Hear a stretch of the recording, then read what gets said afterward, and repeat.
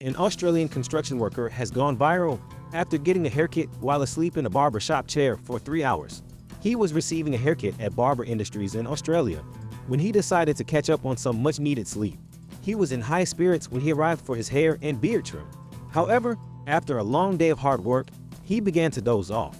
Upon noticing his fatigue, Barber placed a headdress behind his head, reclined his chair, and proceeded with the haircut, which lasted around 30 minutes. Click subscribe and follow for more such stories.